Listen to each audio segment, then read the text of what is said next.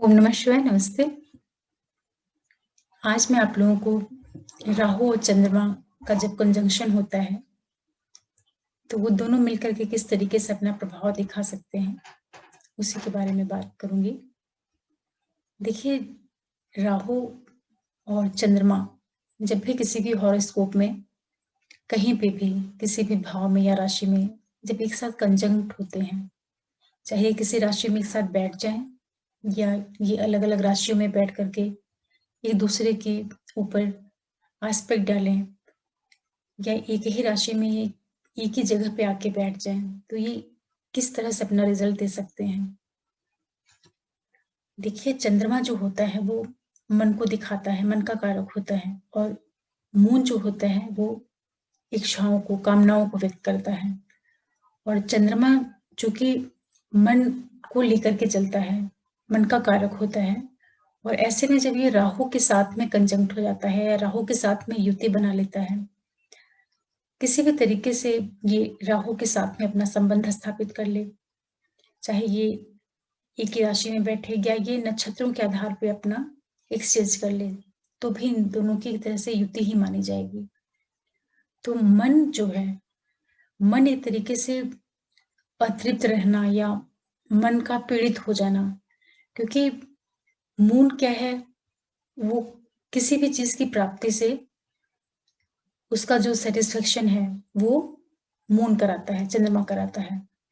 और राहु जब उसके साथ में जुड़ता है, तो वो व्यक्ति को कभी भी किसी भी चीज़ से संतुष्ट नहीं होने देता। तो ऐसा जो जातक होगा वो कितनी भी प्रगति कर ले या कितनी भी अपनी लाइफ में कितनी भी सक्सेस अचीव करे, हर एक तरह से अगर वो सफल भी होता है, तो भी वो कहीं न कहीं मन के स्तर पर उसके अंदर एक कमी या बेचैनी जैसी मनःस्थिति उसकी बनी ही रहती है। तो इसमें ऐसा क्या करें कि जो ये राहु और चंद्रमा का प्रभाव है, ये थोड़ा न्यूट्रल हो या चंद्रमा की जो अतृप्ति है, मन की जो अतृप्ति है, वो किस तरीके से दूर हो पाए। क्योंकि राहु क्या है कि इच्छा पूर्ति को बढ़ाने का काम करेगा। वो किसी भी लेवल पे जाकर के सैटिस्फाइड नहीं होता है। क्योंकि राहु जो है, कोई भी ग्रह के साथ में जब बैठता है तो उसमें बढ़ाने का काम करता है, उसकी चीज़ों को कई गुना बढ़ाना, उसको एक भ्रम जैसा पूरा वातावरण देने का काम करता है। हालाँकि ये राशि के ऊपर भी निर्भर करेगा कि किस राशि के अंदर ये युति बन रही है और कौन-से भाव के अंदर ये युति बन रही है, कई चीज़ें आपको देखनी पड़ेंगी। लेकिन फिर भी जो एक सामान्य तौर पे राहु और चंद्रमा का प्रभाव होता है, जब ये एक साथ होते हैं, तो ऐसा व्यक्ति कभी भी संतुष्ट नहीं होता है चीज़ों से। उसके मन में हमेशा एक अ, अतृप्ति, एक कमी उसको हमेशा महसूस होती रहती है। तो ऐसी स्थिति में जो इसकी रेमेडी होती है, जो इस कमी को दूर करने का जो सबसे सही तरीका है, वो ये है कि आप ये देख लीजिए कि आपके हॉरोस्कोप में जो चंद्रमा है, वो किस भाव का स्वामी है और वो भाव जो है, आपकी राशि में किस जगह पे पड़ रहा है, केंद्र में बन रहा है वो भाव या त्रिकोण का वो भाव लेकर के चल रहा है। और दूसरा आप ये भी देखिए कि जो आपकी लगन है, लग्नेश जो है, लग्नेश का संबंध जो है चंद्रमा के साथ में काफ़ी मैत्रीपूर्ण होना चाहिए, चाहे उसका मित्र ग्रह हो या फिर उसका दोनों का जो संबंध है आपसी ग्रहों के आधार पे, वो उनमें समानता होनी चाहिए।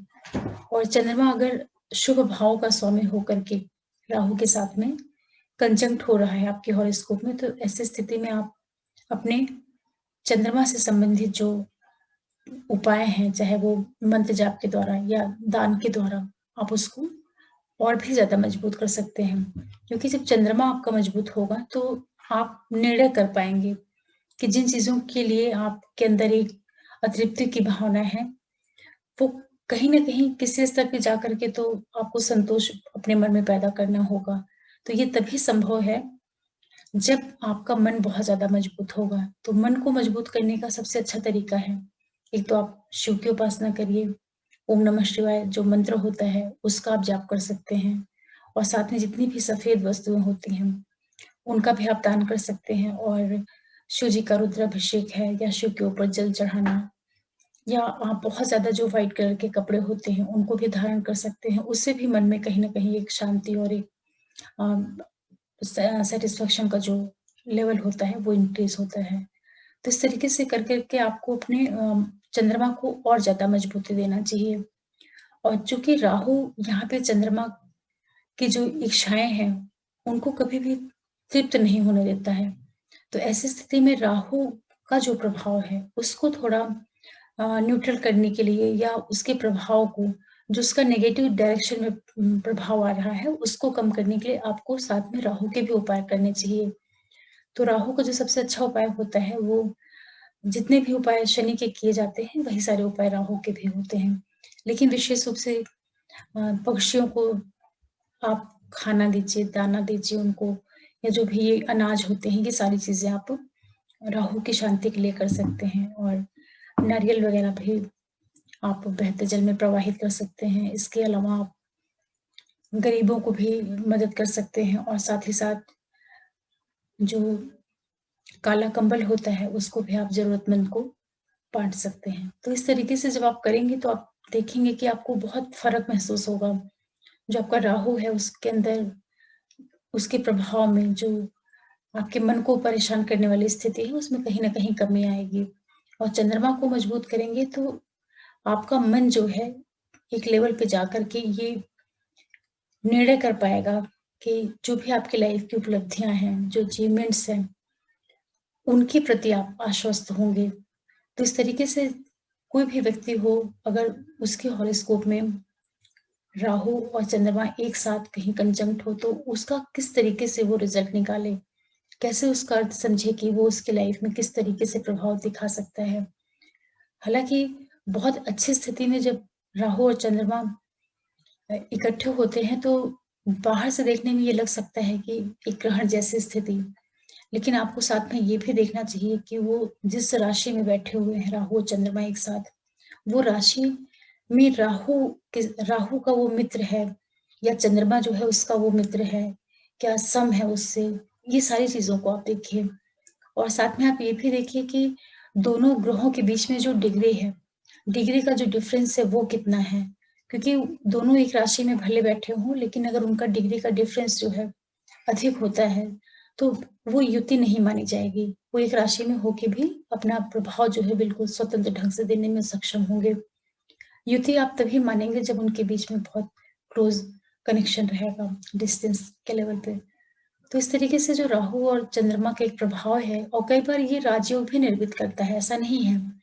अगर राहु और चंद्रमा बहुत अच्छी स्थिति में बैठ जाएँ, तो ये कई बार धन की दृष्टि से बहुत ज़्यादा अच्छे हो जाते हैं। मैंने कई हॉरोस्कोप में देखा है कि चंद्रमा और राहु जब बहुत अच्छी स्थिति में होते हैं, तो चंद्रमा की महादशा हो या राहु की महादशा हो, उस पीरियड में भी वो व्यक्ति बहुत प्रगति करता है। मनी के पॉइंट ऑफ व्यू से भी, और कई बार एजुकेशन वगैरह में भी जो उसके अचीवमेंट्स होते हैं, वो भी काफ़ी बहुत हाई लेवल के हो जाते हैं। तो बाहर से देखने में जो राहु और चंद्रमा का कंजंक्शन है, ये ग्रहण जैसा दिखाता है, ये लगता है कि इसका एक नेगेटिव प्रभाव हो सकता है। लेकिन वाक़ई में उसका कितना असर पड़ेगा, इसके लिए आपको बहुत डीप में जाकर के अपने प्लैनेट्स को चेक करना चाहिए। लेकिन आम तौर पे जो एक सामान्य इसका प्रभाव आता है, उसके लिए आप राहु की भी रेमेडी कर सकते हैं, और चंद्रमा को भी अपने मजबूत कर सकते हैं।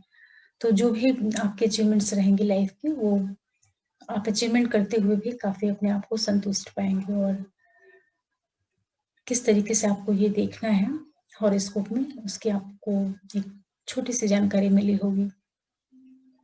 राहु प्लैनेट जो होता है, बहुत अच्छा भी होता है कई बार। ऐसा नहीं है कि वो हमेशा ही खराब देगा, प्रभाव दिखाएगा।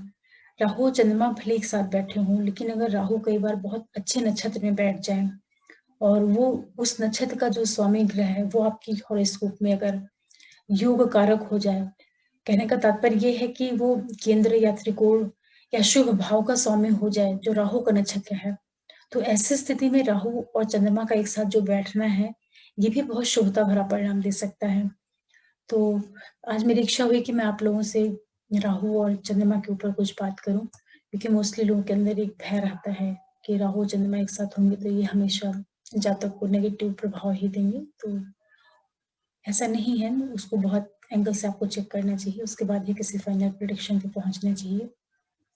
आशा करती हूँ कि ये राहु और चंद्रमा का जो मैंने आपको बताया बहुत संक्षेप में बताने की कोशिश की है, और अगर आपको अच्छा लगे, इसमें इससे कुछ आपको सीखने को मिला हुआ हो, या आपको कुछ मेरे वीडियो से कुछ ज्योतिष से संबंधित जो मैं चीज़ें डालती हूँ, अगर आपको उससे कुछ लाभ हो रहा हो और पसंद आ रहा हो, तो आप मेरे चैनल को सब्सक्राइब कर सकते हैं, लाइक कर सकते हैं और शेयर कर सकते हैं, और बेल आइकन जरूर प्रेस करके रखें, जिससे मैं आगे भी कोई वीडियो डालूं तो नोटिफिकेशन आप लोगों को मिले।